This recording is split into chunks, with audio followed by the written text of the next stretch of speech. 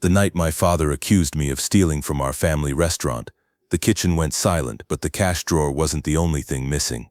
By sunrise, my name was poison, and someone inside that building was carefully writing a story meant to bury me. I'm Ethan. I'm 38 years old, and until last year I would have told you without hesitation that the safest place in my life was our family restaurant.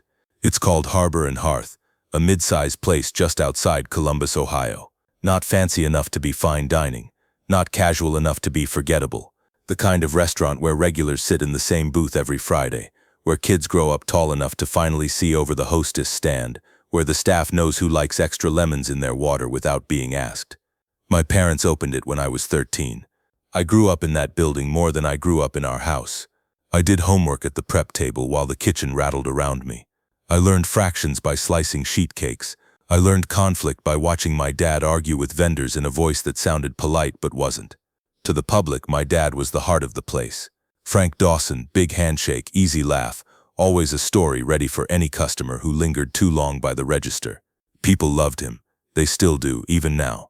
He has that rare skill of making someone feel like they're being seen, even when he's the one who's really being admired. Inside our family, though, my dad didn't just run the restaurant. He ran the narrative. My mom, Linda, did the scheduling and the books for years, at least until things got bigger and more complicated. She's the kind of woman who keeps her voice soft because she learned a long time ago that loud doesn't win in our house. She avoids direct conflict the way some people avoid bad weather by quietly getting indoors before it starts. Then there's my younger brother, Ryan. He's 34. In our family, Ryan could do no wrong. If Ryan forgot an invoice, it was because he was overworked. If Ryan snapped at a server, it was because the server had attitude. If Ryan showed up late, it was because traffic is crazy these days. If I did any of those things, it was because I was irresponsible, or ungrateful, or my dad's favorite word for me, difficult. I left home at 18 because I needed air. I worked my way through college, built a career in operations for a regional grocery chain, got promoted, bought a townhouse, tried to become the kind of adult who wasn't tethered to his father's moods, and for a while it worked.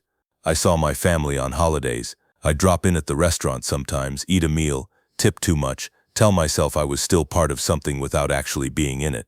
Then the restaurant started struggling. Not failing, not yet, but wobbling. Food costs climbed.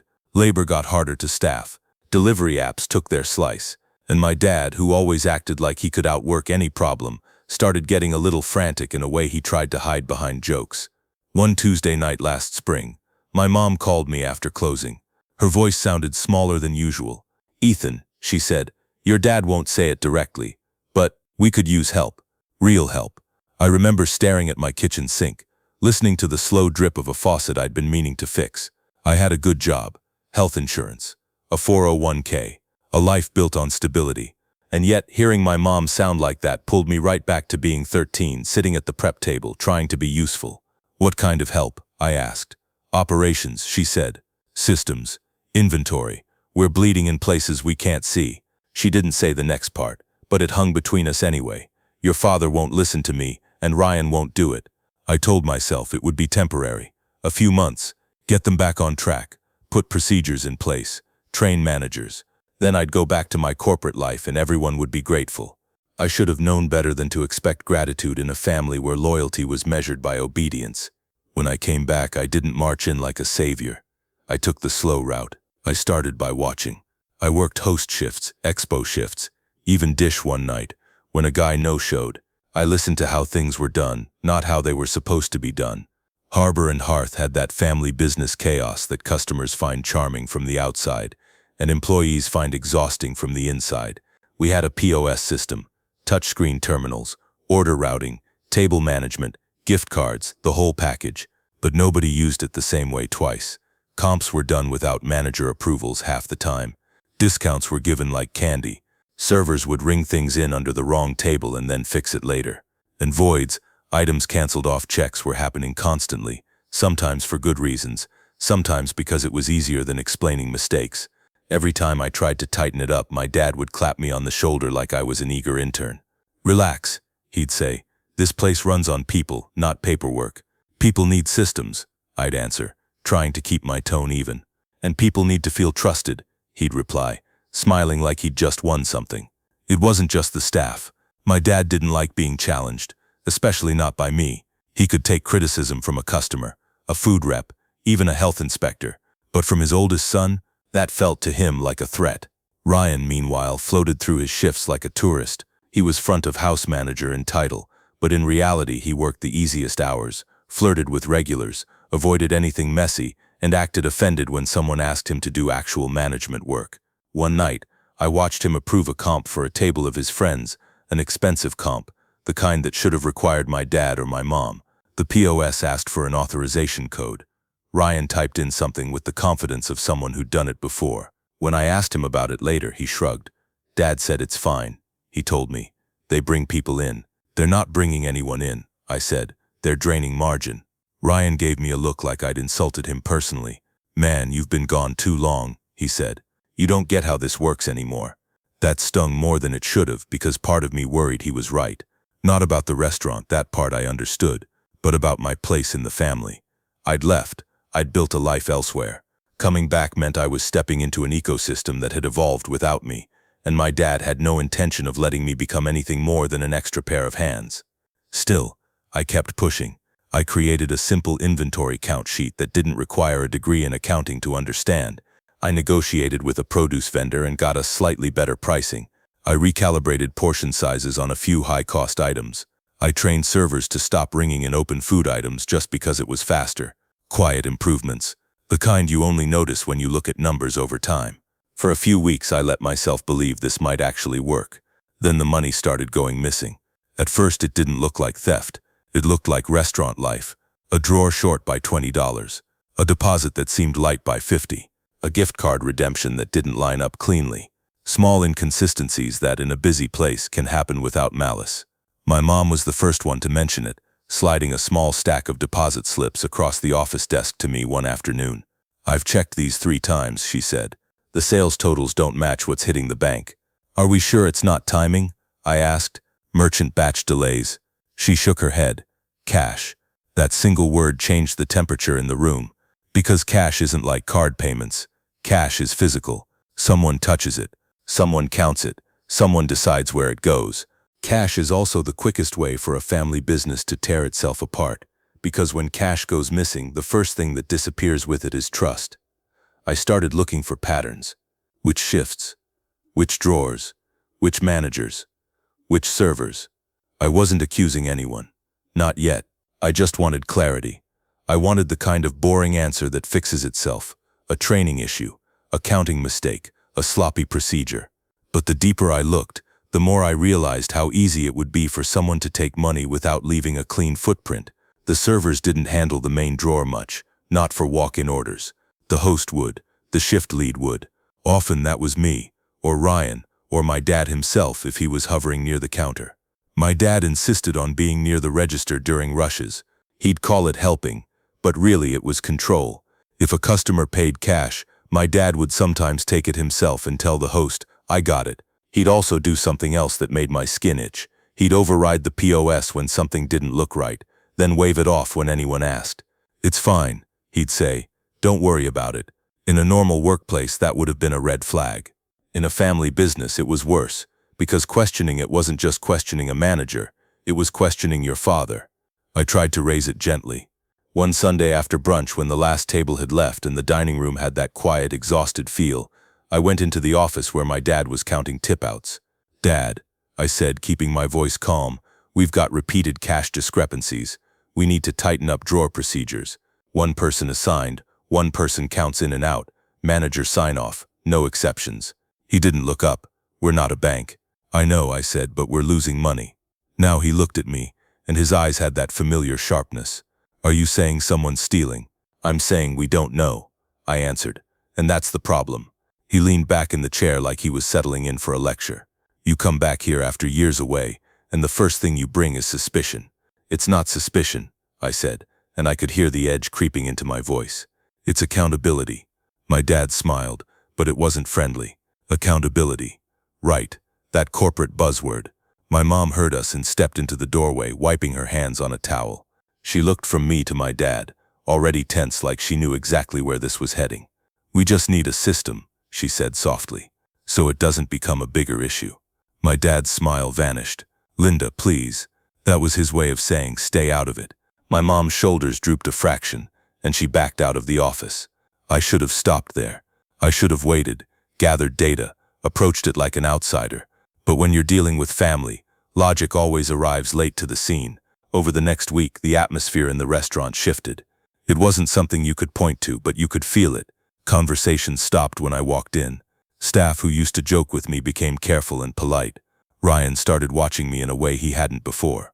And my dad started performing. He'd say things loudly, in front of people, that sounded harmless but carried a message. "Ethan's got us on a leash now," he'd joke to a server. "Better not breathe without a receipt." Or he'd see me checking a drawer count and laugh like I was playing detective. "Everybody smile," he'd announce. "The auditor's here." People would chuckle, because laughing with the owner is safer than standing in silence. But I could see it settling into their minds. Ethan thinks someone's stealing. Ethan is watching everyone. Ethan is making this stressful. The way my dad framed it, I wasn't trying to protect the restaurant. I was trying to control it. Then one Friday night, the missing money stopped being a quiet problem and became my name spoken like a verdict. We were in the middle of dinner rush, tickets lined up, the kitchen loud, the dining room packed. I was running expo, calling out orders, trying to keep us from sinking. My dad walked up behind me, close enough that I could smell the coffee on his breath. He didn't wait for a lull. He didn't pull me aside. He raised his voice over the noise and said, "Where's the cash from table 12? I turned, confused. "What?" Ryan came up too, hovering like he was ready to watch something entertaining. My dad held up a small black check presenter. "They paid cash. $48. I told the host to put it in the drawer. It's not there." I glanced toward the host stand. The host, a college kid named Maya, looked pale. "I put it in," she said quickly. "I did." My dad's eyes locked on mine. "Then explain the drawer being short." "I haven't even touched the drawer in the last hour," I said. "I've been on expo." "Uh-huh," my dad replied in that slow tone that makes a simple sound feel like an accusation. People around us were listening now, servers pretending not to, kitchen staff pausing, Ryan practically leaning forward. My face went hot.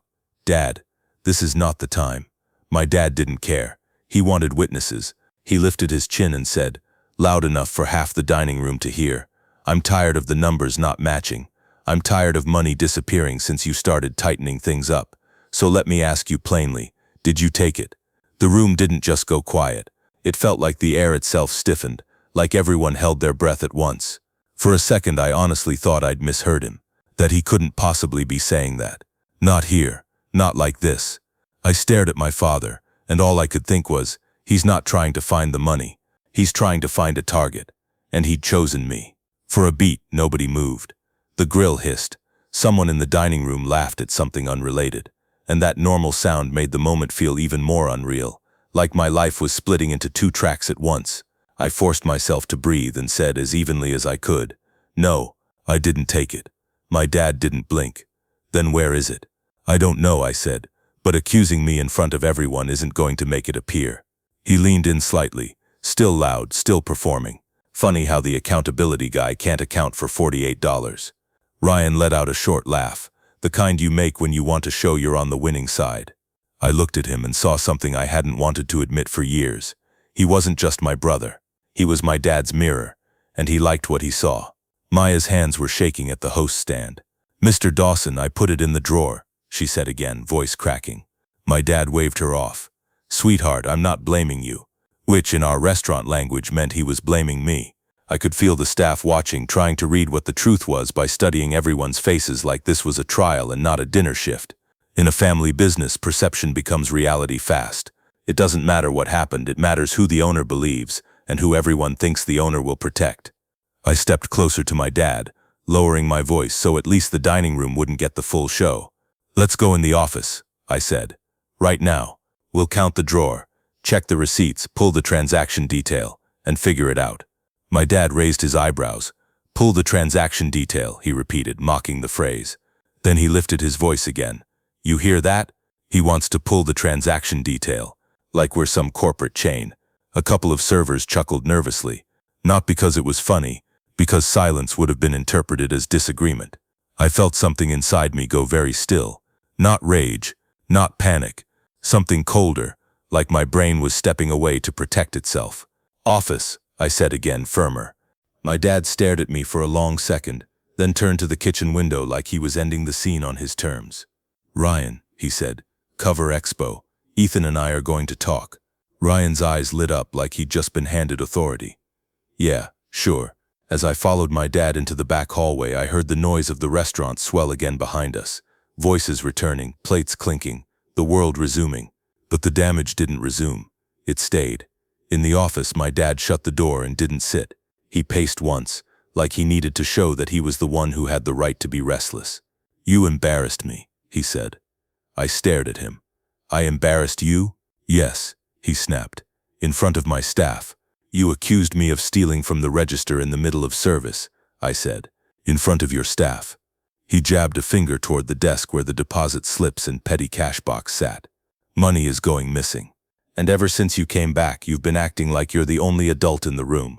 I opened my mouth, then closed it, because I realized arguing about tone was a trap. He was trying to make this about attitude, not facts. So I said, "Let's stick to the money. I didn't take it. If the drawer is short, we need to figure out why. Do you have the drawer count from the start of shift?" My dad scoffed. "You think I'm stupid? Of course I have the count." "Then show me," I said. He hesitated just long enough that I noticed. He walked to a small file tray, rifled through papers, and pulled out a scrap of paper with numbers written on it. He slid it across the desk toward me like it was evidence. I looked at it. It could have been anything. No signature. No time. No manager initials. Just a number. "This is why we need procedure," I said. "This is not a count sheet. This is just a number." My dad's jaw tightened. "Now you're calling me a liar." "I'm calling this sloppy," I said, and immediately regretted the word. My dad's eyes sharpened. "Sloppy," he repeated. "You know what's sloppy? The way you think you can waltz back in here and tell me how to run the business I built." I let out a slow breath through my nose. "Dad, I came back because Mom asked me to, because you needed help." "We didn't need you," he said instantly. "We needed loyalty." That hit me harder than the accusation, because it was the first time he'd said the rule out loud. Not competence, not truth, loyalty. He stepped closer and lowered his voice, and suddenly the performance dropped. This wasn't for the staff anymore. This was just for me. "Here's what's going to happen," he said. "You're going to put the money back." My stomach turned. "I didn't take it." "You're going to put it back," he repeated, slow, threatening, like he was training a dog. "Because whether you took it or not is not the point anymore." I stared at him. "What does that mean?" "It means," he said, "people are watching, and I will not have my own son making me look weak." My hands curled into fists without me deciding to. "So you're going to blame me to look strong?" My dad's face hardened. "I'm going to protect my business." It took everything I had not to shout. I pictured myself raising my voice, slamming the door, storming back into the dining room and telling everyone exactly what he'd just said. But I also pictured my mom's face, Maya's shaking hands, the staff who needed this job. And I pictured my dad turning it into a story where I was unstable and disrespectful. He would win that story. He always did. So I asked, carefully, "What exactly are you accusing me of?" "Taking $48. My dad tilted his head like he was considering whether to be generous. "It's not just tonight. It's been weeks." My skin prickled. "You think I've been stealing for weeks?" "I think," he said, "you've been under pressure. You came back here. You didn't like the way things were. You wanted control, and you took what you thought you deserved." I almost laughed. Not because it was funny. Because it was so absurd it felt like a script someone else wrote. "What I deserve," I said. "I'm not even on payroll yet, Dad. I've been working here 6 days a week for free because you told me we couldn't afford to pay me until the numbers improved." He shrugged. "And maybe you decided to pay yourself." That was the moment I understood something terrifying. He wasn't mistaken. He was building a case. I looked at the door, then back at him. "So what do you want? You want me gone?" My dad didn't answer right away. He sat down finally, slow, deliberate, like a judge taking the bench. "I want peace," he said. "I want the staff to stop feeling watched. I want Ryan to run the floor without you breathing down his neck. And I want my wife to stop panicking every time you start talking about systems." It was so clean, so simple. He'd packaged my entire presence as the problem. "And the missing money?" I asked. My dad leaned back. "I'll handle it." That should have sounded reassuring. Instead, it sounded like a lid being placed on a pot that was still boiling. I stood there for a second, feeling like the office walls were leaning in. "Fine," I said. "Let's handle it properly. We'll review the POS logs, security footage, every drawer count. We'll do it together. If you want peace, you should want clarity." My dad's mouth twitched. "Security footage," he repeated like the words tasted bad.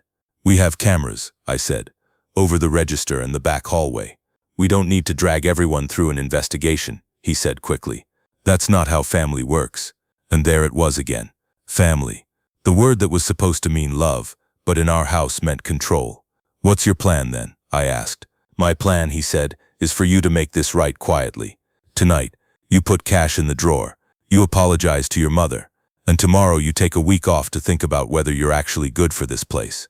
I stared at him, and I swear I could feel my childhood self standing beside me, small and silent, watching how this always ended, because it always ended with me swallowing something bitter to keep the peace. But this wasn't a broken vase. This wasn't an argument over chores. This was my name being tied to theft. In a restaurant, in a family business where reputation was oxygen. If I accepted this even quietly, I'd be admitting to something I didn't do, and my dad would keep that card forever. So I said no. My dad's eyes narrowed. "No, no," I repeated.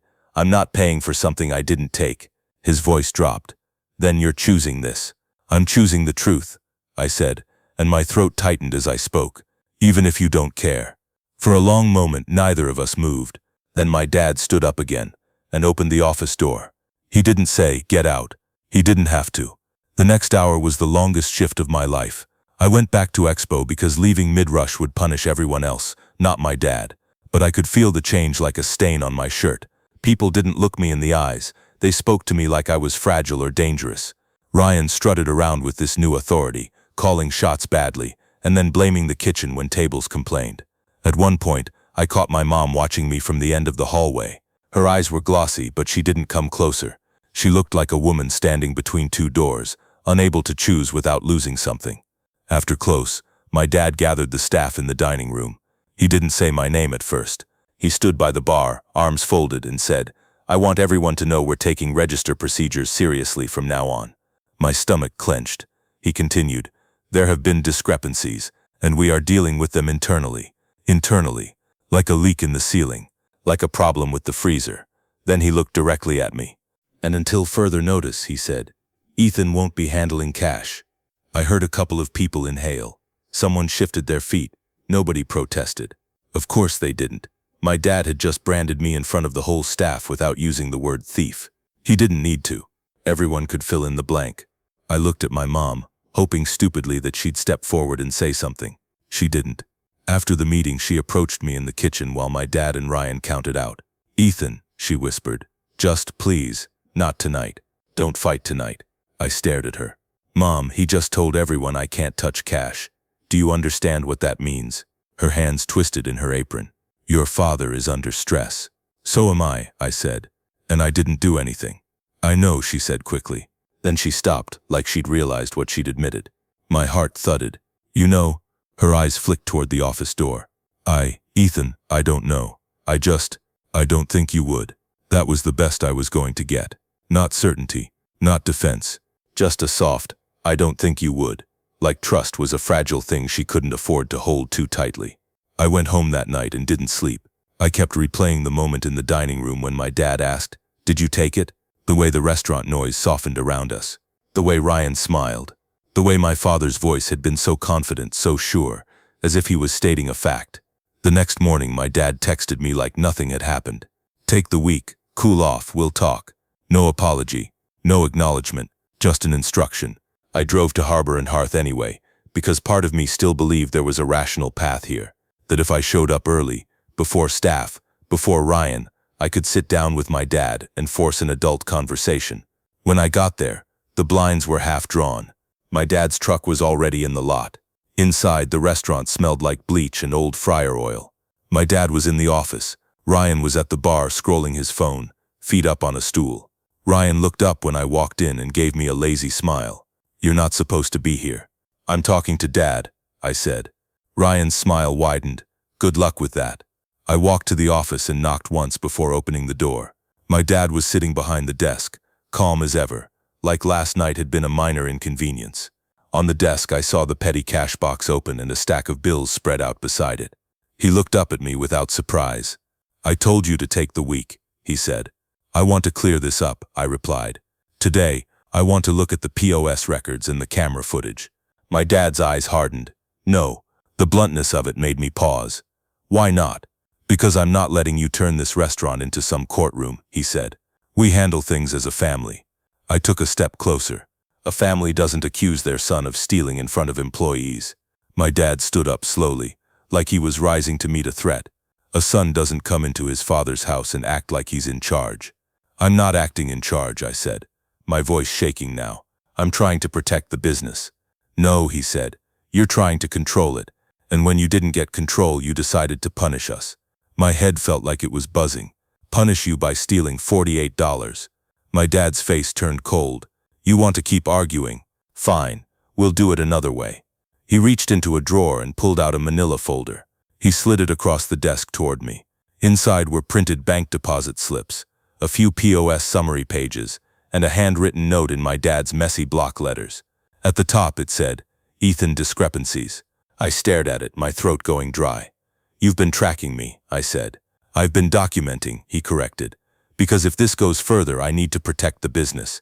My hands trembled as I flipped through the papers. Dates, amounts, notes like Ethan worked register and Ethan closed and cash short. It wasn't proof, it was a story he'd been writing with my name in it. I looked up at him. "You're setting me up." My dad's expression didn't change. "Watch your mouth." Behind me I heard Ryan chuckle softly from the bar area, like this was entertainment on a slow morning. I looked at my dad and realized the worst part wasn't that he believed I stole. The worst part was that he wanted everyone else to believe it, because it solved a problem for him. And as I stood there holding that folder, I understood that if I didn't find a way to prove the truth, my father was going to make sure the lie became permanent. I stood there holding that folder, and it felt like I was holding my own obituary, pages of carefully chosen moments that could be arranged into a narrative where I was the problem and my dad was the protector. I set the folder back down on the desk like it was contaminated. "If you really believed I did this," I said, "you wouldn't need a story, you'd need proof." My dad's eyes didn't flinch. "Proof is for strangers, I know my own son." That sentence should have sounded like intimacy. In his mouth it sounded like a sentence. I swallowed. "Then there's nothing I can say." My dad leaned forward, hands flat on the desk. "There is something you can do. You can stop making this harder." "What does that mean?" I asked, though I already knew.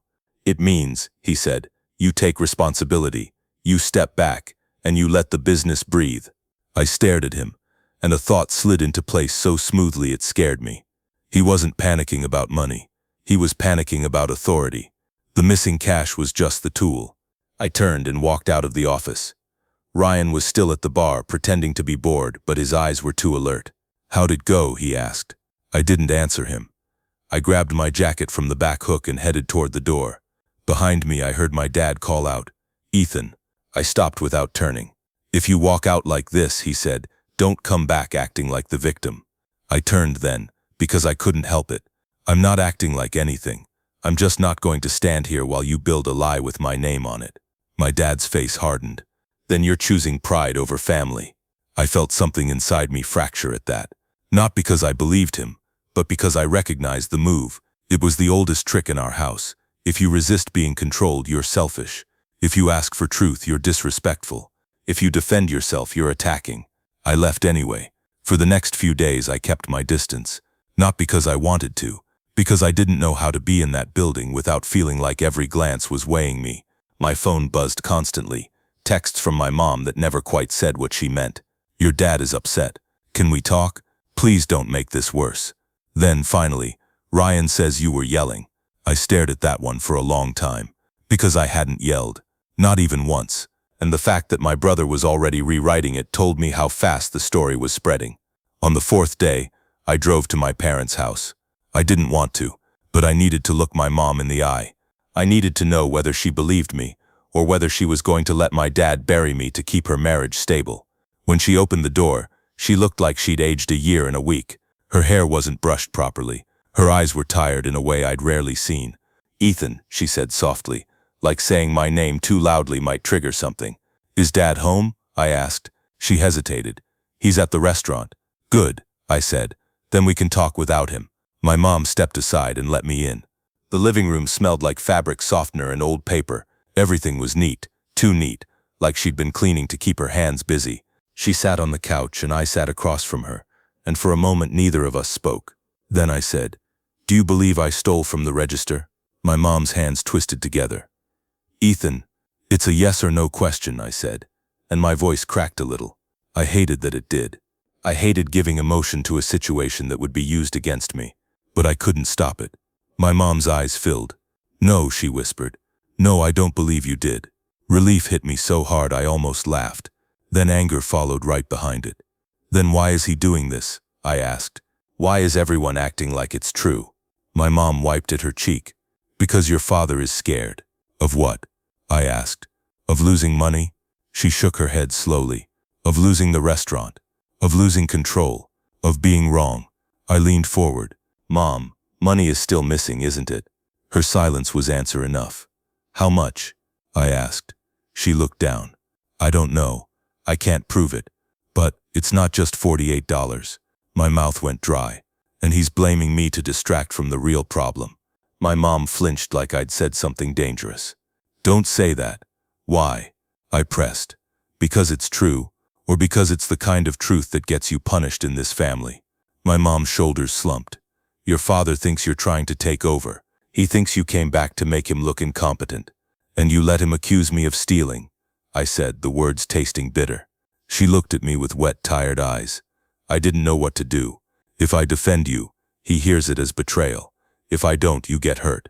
Either way, someone I love gets hurt." I wanted to soften. Part of me did. But another part of me, the part that had been swallowing peace for decades, refused. "I'm already hurt," I said. "And it's not an accident. It's a choice." My mom reached for my hand, but she didn't quite touch it. "What do you want me to do?" "I want you to stop letting him control reality," I said. "I want you to ask for the POS reports. I want you to demand an actual audit. If the money is missing, the system will show patterns." My mom's eyes flicked away. "He won't let me. He can't stop you," I said. She gave me a sad, almost hopeless look. "You don't understand. He can." That's when I realized how deep this went. It wasn't just about me. My dad had trained the whole family to treat his anger like weather. Something you avoid, not something you challenge. I stood up. "Okay, then I'm going to do what I can do." My mom's voice sharpened with fear. "Ethan, please don't go back there and make a scene." "I'm not going to make a scene," I said. "I'm going to protect myself." That night I called the POS vendor. Not to accuse anyone, not to start a war, just to ask what kind of reports existed, what kinds of logs were tracked, whether voids and comps had user IDs, whether there was any way to see who did what. The support guy on the phone was polite and bored, the way tech support always sounds until you say the right keyword. "We track voids by user," he said. "We track manager overrides. We track discounts. It's all in the reporting suite." "Can I access that?" I asked. "Do you have admin credentials?" he replied. I stared at the wall of my apartment. "No." "Then whoever is admin can pull them." I thought of my dad, his hand hovering over the register like it belonged to him. "Can admin permissions be changed?" "Sure," the guy said. "Admin can add other admins." Of course, admin could add admins. The system had answers, but the gatekeeper was my father. I emailed my dad the next morning. Not a dramatic email, just direct. "Dad, I'm requesting that we pull the POS void report and manager override logs for the last 60 days, plus camera footage for the nights with cash discrepancies. This protects the business and clears my name. Ethan." His response came 2 hours later. "No, just that. One word, like a slap." And then immediately after, my mom texted, "Please stop pushing. He's talking about changing the locks." Changing the locks. On the restaurant I grew up in. On the place I'd come back to save. I sat at my kitchen table and stared at my phone until the screen dimmed. A day later, I got a message from Maya, the host my dad had protected during the accusation. "Hey, Ethan. I don't want to get involved, but people are saying stuff. Mr. Dawson told everyone you admitted it." My heart stuttered. I typed back, "I did not admit anything." "Who said that?" She replied, "Ryan. He said you told your dad you'd fix it if he kept it quiet." "I'm sorry. I felt sick, not because a teenager believed it, because I could see how my dad had engineered the rumor. He didn't even need me to confess. He just needed the idea of a confession floating around so the staff would stop asking questions. That's how character assassination works. It doesn't kill you with one bullet. It leaks poison into the air and lets everyone breathe it. Over the next 2 weeks, I stopped being Ethan who came back to help. I became Ethan who stole. Not loudly, not officially. Just in the quiet way people step away from you, the way they stop inviting you to things, the way they look at you like you're a risk. One server I used to joke with texted me, "Hope you're okay, man. But you know how it is. I gotta keep my job." Another one blocked me entirely. And the worst part, the restaurant kept running. Not well, but running. Because in the short term, a lie can be more efficient than the truth. It kept the staff from questioning the owner. It gave them a villain to point to. It made everything feel resolved without actually resolving anything. I tried one more time with my family, hoping that if my dad wouldn't listen, maybe my brother would crack. Ryan had always been careless. He'd always overshared when he thought he was winning. I asked him to meet for coffee. To my surprise, he agreed. He walked in late, sunglasses on like he was some kind of celebrity. He ordered a fancy drink he couldn't pronounce, then sat back like he owned the table. "So," he said, smirking, "you here to apologize?" My jaw tightened. "I'm here to ask you what's really going on." Ryan leaned forward, lowering his voice as if we were conspirators. "What's going on is you came back and tried to boss everyone around, and Dad finally put you in your place." "My place," I repeated, "by accusing me of stealing?" Ryan shrugged. "You didn't help yourself. Always watching the register, always asking questions. People got uncomfortable. I was asking questions because money is missing," I said, "and it's still missing." Ryan's eyes flicked for half a second, just a tiny tell. Then he scoffed. "Yeah, sure. Missing." I held his gaze. "Ryan, do you know who's taking it?" He laughed, but it sounded forced. "Man, you're obsessed. You know what you should do? Move on. Get your corporate job back. Let Dad run his restaurant." That phrasing, his restaurant, landed like a stone. Not our restaurant. Not the family's. His. I tried a different angle. "If I'm guilty," I said, "why won't Dad pull the POS logs?" Ryan's smirk returned. "Because he doesn't have to. He's the owner. You don't think it matters that the system could prove who's voiding and overriding?" I pressed.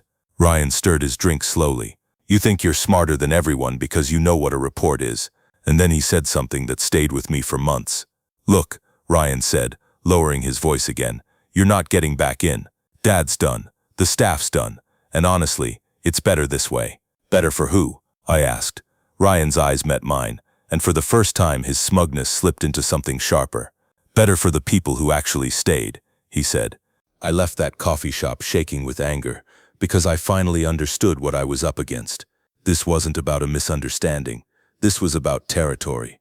I had left, and in their minds, leaving meant forfeiting my place. For the next couple of months, I tried to rebuild my life like the restaurant didn't exist. I threw myself back into my corporate job. I worked late. I said yes to projects. I kept busy because silence made me think. But no matter how busy I stayed, Harbor and Hearth followed me like a smell that wouldn't wash off. I'd run into a regular at the grocery store and see recognition in their eyes, then hesitation, then that polite smile people give when they're not sure if they should trust you. I'd see a tagged photo on social media, Ryan behind the bar, my dad grinning, the caption "Family Business Life," and my chest would tighten like a fist. My mom and I talked less, not because I didn't want to, because every conversation felt like walking around broken glass. Sometimes she'd call late at night, her voice low. "He's drinking more," she'd say, or "We're behind on payroll again." Once she whispered, "Something is wrong, Ethan." And every time I'd ask, "Will you pull the reports?" And every time she'd say some version of, "I can't." Then in early August I got a call from a number I didn't recognize. I almost ignored it. Something in me answered anyway. A woman's voice said, "Hi, Ethan Dawson?" My stomach tightened at my last name in a stranger's mouth. "Yes, this is Carla Mendoza," she said. "I'm the new accountant working with Harbor and Hearth." New accountant. My pulse jumped. She continued, "I'm sorry to bother you, but I was told you used to help with operations. I'm noticing some discrepancies and I have a few questions." I sat down slowly, like my legs had decided for me. "What kind of discrepancies?" I asked. There was a pause on the line, the kind where you can hear someone choosing their words carefully. The kind, she said, that don't look like simple mistakes. The kind that don't look like simple mistakes. My throat tightened.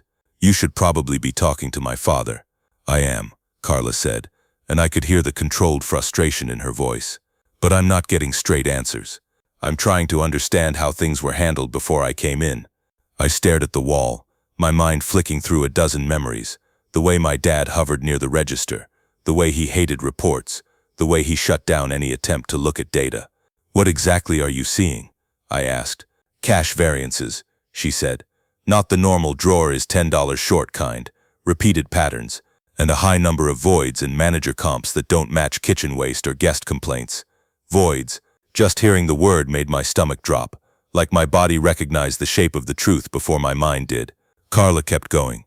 There are also refund entries, not a lot, but enough that I flagged them, and some nights where the sales summary is fine, but the deposit doesn't match the expected cash. I swallowed. How long has it been happening? There was a pause. At least several months. I only have access to what was exported and what's in the system now. But it doesn't look new. My fingers tightened around my phone. Carla, I need you to understand something. My father has been telling people I stole. Silence, then. I was told there was an internal issue. I wasn't given details. He accused me publicly, I said, and I hated how my voice shook. He told staff I couldn't handle cash. He implied I confessed. He built a folder with my name on it. Carla exhaled slowly. Okay, that one word didn't judge me. It didn't comfort me. It just acknowledged reality, like she was setting a new file on her desk labeled, "This is messy." What do you need from me? I asked. I need context, she said. Who had admin access to the POS? Who had a manager code? Who closed out drawers? Who made deposits? My mom used to do deposits, I answered. But my dad started doing them more often lately. He likes control. My brother has a manager code. My dad definitely does. Admin access. I don't know. Probably my dad. Carla's tone turned careful. Would your mom talk to me? I don't know, I admitted. She's not in a position where she can challenge him easily. Carla was quiet for a moment, then said, Ethan, I want to be transparent. If the POS reporting shows what I suspect, it's going to point to a specific user account. That's how these systems work. My heart thudded. Can you pull a void report? I can, she said. If I have the correct permission, I'm requesting it. And will my dad allow it? I asked. Carla gave a short, humorless laugh. That's the problem. He keeps saying we don't need all that. Of course he did. I stood up and started pacing my apartment, like my body needed motion to keep from breaking. Carla, I said, if you can pull anything, voids by user, refunds by user, manager comps by user, do it. Export it. Save it outside the system if you can. Because if it points somewhere he doesn't like, he'll try to bury it. Carla didn't sound surprised. That's already on my mind. I stopped pacing. And if you find something, I want to know. Not to hurt anyone. To clear my name. You may need more than that, she said quietly. But yes, I'll call you. After we hung up, I stood there in my kitchen with my phone in my hand, feeling like I'd just been handed a match in a room filled with gas. For the first time in months, the story wasn't frozen where my dad wanted it. It was moving again. 2 days later, my mom called me after midnight. Her voice was shaky. Ethan, are you awake? I am now, I said, sitting up. What's wrong? She hesitated like she was deciding whether to confess a crime. We have a new accountant. I know, I said. Carla called me. My mom inhaled sharply. She called you? Yes, I said. Because she's seeing discrepancies. My mom's voice dropped to a whisper. Your father is furious. He says she's digging. He says she's disrespectful. My jaw clenched. What is he doing? He told me not to speak to her alone. My mom said. He said all questions go through him. That sentence made my skin crawl. Not because it was dramatic, because it was strategic. Mom, I said, that's not normal. Accountants ask questions. I know, she whispered, but he's acting like she's accusing him. I sat there in the dark, the weight of it pressing on my chest. Is he? My mom didn't answer. Her silence had a shape. Mom, I said again, softer this time. Have you ever looked at the void report? I don't know how, she admitted. Then let Carla, I said. Please. My mom's voice cracked. He said if I side with you again, he'll leave. He'll shut down the restaurant, and it'll be my fault. There it was, the hostage note he'd been writing for years. If you question me, you destroy us.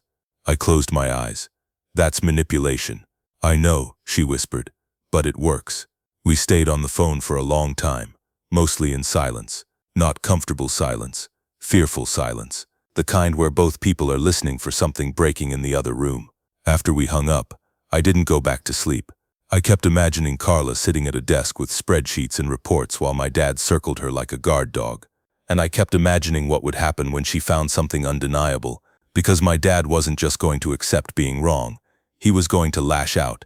A week later, Carla called again. This time her voice was different, tighter, more focused. "Ethan," she said, "I need you to be careful." My stomach dropped. "What did you find?" "I'm still compiling," she said.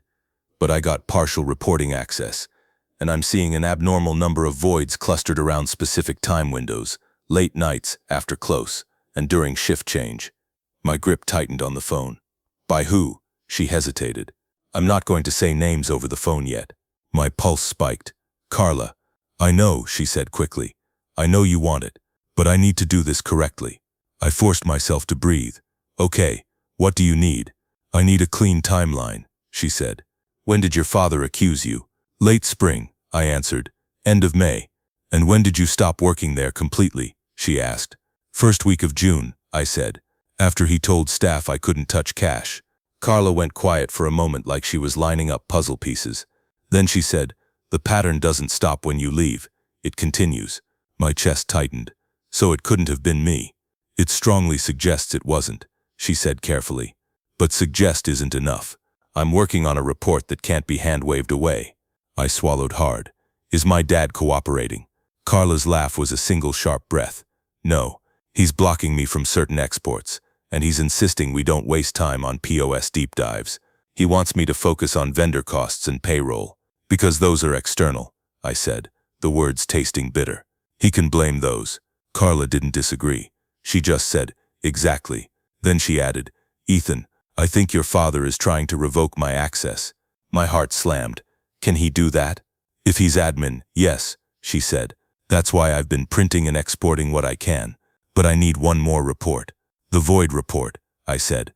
"The void report by user," Carla confirmed, "with timestamps and manager override ID. If I get that, it's very hard to argue with." I nodded even though she couldn't see me. "How do you get it?" "I can request it again," she said, "but I think he'll refuse, so I'm going to try another route." "What route?" I asked. Carla paused. "Your mom." A cold rush went through me. "My mom is scared." "I know," Carla said gently, "but she's also the only other person who might have admin credentials saved somewhere, or at least the authority to demand them." I rubbed my forehead. "If my dad finds out you're going through my mom, he'll explode." "I'm already in that territory," Carla said. "I need to move quickly." After we hung up, I sat in my car for almost an hour without driving anywhere. The sun was setting, turning the sky orange and bruised purple, and all I could think was that my family had turned the restaurant into a house of mirrors, everyone seeing only what my father positioned them to see. That evening, my mom texted me. "Carla asked me for POS access. Your dad is raging." I called her immediately. She answered on the first ring, whispering, "He's here." "Mom," I said, low but firm, "listen to me. If Carla gets the void report by user, we can clear this. Not with yelling, with data." My mom's breath trembled. "He says the accountant is trying to turn us against each other." "Because she is," I said, then corrected myself. "Not against each other. Against the lie." I heard a sound in the background, something like a drawer being slammed. My mom flinched audibly. "Mom," I said, "are you safe?" "Yes," she whispered. He's angry." I took a slow breath. "Do you have any logins? Anything? A binder? A notebook? A password list?" My mom hesitated. "There's a little book in the office drawer. He keeps it there. He thinks I don't know."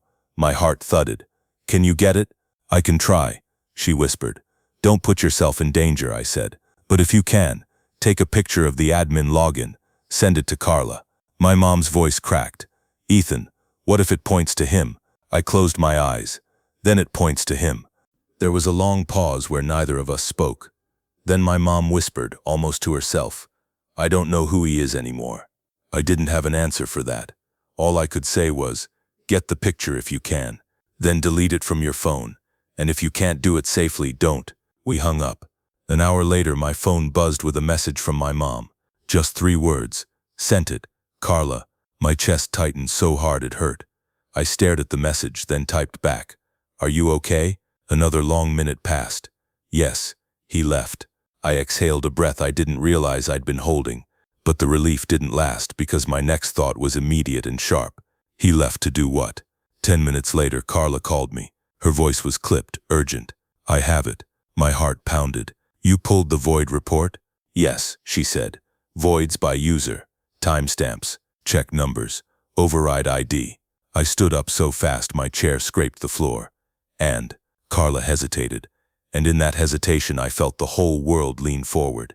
Ethan, she said carefully, the user account with the highest void activity is not yours. My mouth went dry. Whose is it?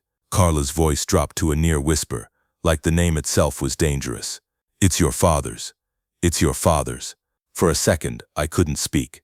My brain tried to reject it, not because it didn't fit, but because it fit too perfectly. Like the last piece of a puzzle snapping in so cleanly it made you sick. Carla kept talking, steady and professional, like she knew I was about to fall apart. I have dates, she said. I have the exact times. I have the check numbers tied to each void. And I pulled the companion report. Cash expected versus cash deposited on the same nights. The nights with the biggest gaps line up with the void clusters. I swallowed hard. So the system shows him voiding checks. Yes, she said, which creates phantom cash. It makes it look like the sale happened, the food went out, but the check gets voided after. If someone took cash for it and then voided it, the cash never has to hit the drawer count the way it should. My hand trembled around my phone. I forced myself to ask the question that mattered most. Is there any way he can claim it wasn't him? I asked. Like, someone used his code. Carla paused. Technically, yes. People can share codes, but the report includes the override ID, and it's tied to his unique login, not a generic manager number. And the timestamps are consistently in time windows where he was alone after close, before open, or during deposits. My chest tightened. Alone. Not Ryan. Not Maya. Not a server making a mistake. My dad. The man who accused me in front of the staff. The man who made my mother cry on the phone. The man who turned my name into a warning label. Carla continued. I also pulled a refund report. There are a few refunds processed under his login as well. Not many, but enough to support the pattern. I closed my eyes and felt heat behind them. Send me everything, I said. Every report, PDF, CSV, whatever you have. I already have a packet, Carla said. And Ethan, I'm saying this as gently as I can. You need to think about what you want. Clearing your name is one thing, but this is serious. I know, I said, voice raw, but I'm done being the sacrifice. Okay, Carla replied. I'm emailing you now, and I recommend you don't confront him alone. If you do this, do it with witnesses. Witnesses. That word made my stomach twist because my dad had weaponized witnesses against me. He'd accused me in public because he knew the public would hold the memory even if the truth came later. If I wanted my name back, I couldn't do this quietly. I hated that. I wanted a calm conversation, a private correction, a simple apology. But my dad didn't build his lie privately. He built it in front of everyone.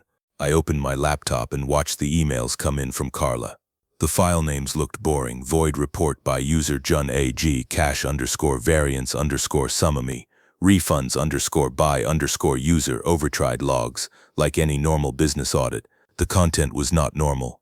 Row after row, time after time, my father's user ID, sometimes 5 voids in one night, sometimes 8, sometimes right after closing, when no customers were left to complain, when no servers needed corrections. There was also something worse than the raw numbers, the pattern of control.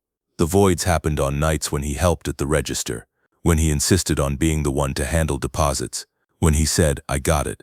I stared at the report until my eyes blurred, then opened my phone and called my mom.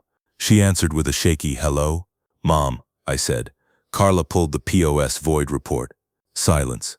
Then, it's Dad, I said. It's his login.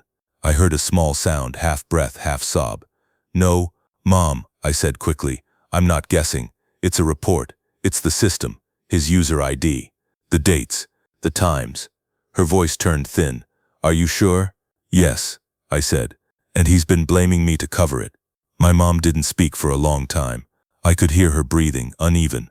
Then she whispered, "He's going to say it's your fault." That sentence broke something in me. Not because it was dramatic, because it was true. My father could be standing under a sign that said Frank did it in blinking lights, and he'd still look for a way to make it someone else's responsibility. "He can say whatever he wants," I said, forcing steadiness. "But we have proof." My mom's voice cracked. "Ethan, what do we do?" I took a slow breath. "We bring Carla. We bring the reports, and we do it in the office at the restaurant with Ryan there. And then we decide what comes next." My mom sounded terrified. "He'll explode." "I know," I said, "but he already exploded. He exploded on me, on you, on the staff. This doesn't get safer by waiting." Another pause. Then quietly, "Okay." I drove to Harbor and Hearth the next morning before opening. My hands were cold on the steering wheel. Not fear exactly, more like my body had turned every emotion into physical tension. When I walked in, the restaurant was quiet in that pre-shift way. The dining room lights were half on. Chairs were down. The smell of brewed coffee drifted from the kitchen. My dad was already there, of course. He was at the register, tapping at the POS like he was proving he belonged there. Ryan sat at the bar scrolling as usual. My mom was in the back, moving slowly, like she was trying to keep herself from shaking apart. Carla arrived 5 minutes after me, carrying a slim folder and a laptop bag. She looked calm, but her eyes were alert, professional calm. The kind people learn when they've had to deliver bad news before. My dad's head snapped up when he saw her. "What is this?" he demanded. "Why is he here?" Carla didn't flinch. "You said you wanted to handle it internally." "This is internal. I'm your accountant. He's your son who was accused." My dad's eyes cut to me. "You brought her." "I didn't have to," I said. "You brought her the moment you hired her. You just didn't expect her to do her job." Ryan sat up straighter. "Dude," he muttered, "can we not do this right now?" My dad pointed toward the office. "Fine, office, now." We all filed in. Me, my mom, Ryan, Carla, my dad. The same little room where he'd tried to force me to make it right quietly. My dad shut the door and stood at the head of the desk like he was ready to run a meeting. "This is ridiculous," he said. "Carla, I hired you to fix the books, not interrogate my family." Carla set her folder down calmly. "I'm not interrogating. I'm reporting. You have significant cash discrepancies. I pulled the POS reporting you asked me not to waste time on." My dad's jaw tightened. "And?" Carla opened the folder, turned her laptop toward him and slid a printed page across the desk like a card in a game. "This is the void report by user for the last 90 days, she said. "This is the refund activity report. And this is the cash variance summary compared to deposits." My dad didn't touch the paper at first. He stared at it like it might bite him. Ryan leaned in, glanced at the top line, then pulled back fast, like he'd seen something he didn't understand but knew was bad. My mom's hands were clenched at her sides. Carla continued, voice steady. "The majority of voids and refunds are under one specific admin user ID." My dad finally picked up the paper. His eyes moved across the page. Just once. Quickly. Then he laughed. A sharp, disbelieving laugh. "This is garbage," he said. "Anyone can use my code." Carla nodded once, like she'd anticipated the defense. "That's why I pulled the timestamps. Many of these actions happen after close, when you were the only one logged in. Additionally, the override ID is tied to the unique admin login, not a shared manager code."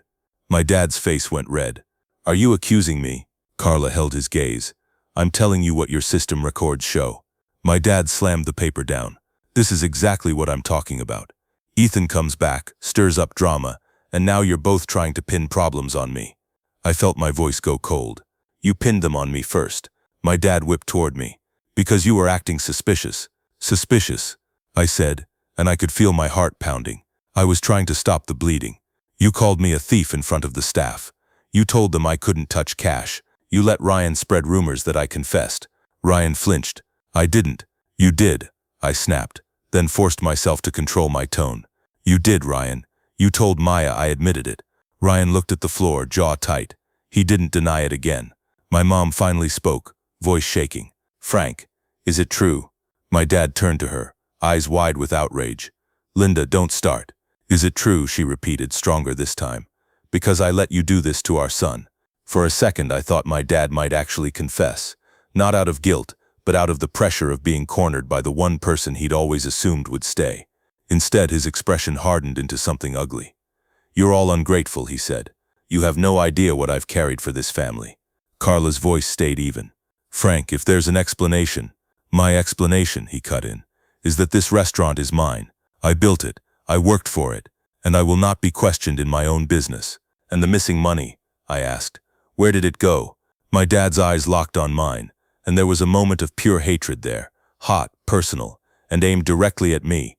Not because I'd lied about him, because I'd uncovered him. Then he said something I will never forget. "I did what I had to do," he said. My mom made a sound like she'd been punched. Ryan's face went pale.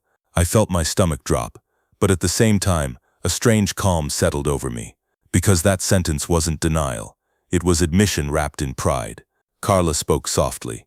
"Frank, that's not an accounting explanation. That's life," my dad snapped. "Bills, taxes, problems you don't understand. You think the restaurant runs on spreadsheets. It runs on decisions, hard ones." My mom's voice broke. "So you stole." "I took what I needed," he shot back, "from my own business. And you blamed me," I said quietly. The quietness was more dangerous than yelling. "You ruined my name to cover yourself." My dad lifted his chin. "You came in here acting like you were better than us, like you were above the family. If you wanted to be part of this, you should have acted like it." Carla closed her folder slowly. "Frank, I have a professional obligation to document this, and you have legal exposure." My dad jabbed a finger toward her. "You do whatever you want, but you're not stepping foot in here again." Carla didn't argue. She just looked at my mom. "Linda, you should consider getting independent counsel, and you should protect the business assets." My mom stared at her, then at my dad, like she was seeing both of them for the first time. Ryan finally spoke, small and stunned. "Dad, what the hell?" My dad rounded on him. "Don't you start too. You've enjoyed everything this place gave you." Ryan's mouth opened, then closed. For once he had nothing. I looked at my mom. "I'm not doing this anymore," I said. "I'm not being the scapegoat. If you want me in your life, it's not going to be as the person who absorbs his damage." My mom's eyes filled. "Ethan, I love you," I said, voice thick. "But I'm done disappearing so the family can pretend things are fine." Then I looked at my dad. "You wanted loyalty," I said. "Here's my loyalty, to the truth." I left the office and walked out into the dining room. The restaurant was waking up. A cook was clattering pans. A server was setting tables. They looked up when they saw me. Uncertain, wary. My dad followed a few steps behind, like he couldn't stand not being the last voice in the room. I didn't give him that satisfaction. I raised my voice just enough for the staff to hear, not shouting. "Clear. I didn't steal," I said, "and there are POS reports that prove it." The room went still. My dad barked, "Get back to work." But the words landed differently now, because the spell had broken. You can feel it when power shifts in a room. It isn't dramatic. It's quiet. People stop automatically obeying. They start thinking. Maya stepped forward, eyes wide. "So you didn't?" I looked at her. "No." A server, one who'd avoided my eyes for months, muttered. "Then who did?" My dad's face went red again. "Enough." Carla walked out behind us and spoke calmly to the staff. "There will be a formal review of cash handling procedures. For now, if anyone has questions, please direct them to written policy. Do not share login codes. Do not process voids without manager approval." It was the most professional way to say, someone's been abusing the system, and we're not playing anymore. I didn't stay to watch the fallout. I didn't need to. My name was already coming back to me, one breath at a time. Over the next few weeks, everything changed fast. Carla resigned formally and sent her documentation to my mom's attorney. My mom finally separated the books from my dad's control. She froze certain permissions on the POS and forced password resets through the vendor. She began documenting everything, every deposit, every override, every inventory order. Ryan, faced with the possibility that his golden child status couldn't protect him from a collapsing business, suddenly started helping for real. Not out of maturity, out of fear. My dad tried to rewrite the story again. Of course he did. He told extended family that Carla was incompetent. He told friends that I was out for revenge. He told regulars there was an accounting misunderstanding. But something about data is that it doesn't care about charisma. And something about being falsely accused is that when the truth finally arrives, it doesn't just clear you, it exposes every lie built around you. A month after the reports came out, One of the servers who had stopped speaking to me called. "I owe you an apology," she said. We just assumed." "I know," I answered, and I meant it. Because that's what scapegoating does.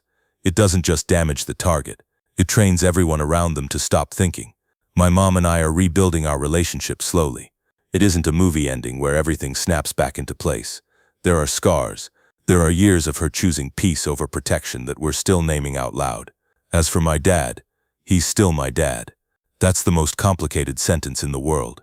He didn't apologize. Not to me. Not to my mom. Not to the staff. He acted like he was the one betrayed. And that, in the end, told me everything I needed to know. The money was never the main theft. The real theft was what he took from other people. Trust, dignity, the right to be believed. Here's what I learned, and it's the part I wish I'd understood years earlier. In families like mine, keep the peace is often just another way of saying, let the loudest person win. But the truth has a different kind of power. It doesn't need volume. It needs proof. It needs patience. And sometimes it needs the courage to let the old version of your family die so a healthier one can be built, whether that's with new boundaries, new roles, or if it comes to it, distance. The POS void report didn't just clear my name. It named the problem. And once the problem had a name, my dad couldn't hide behind my silence anymore.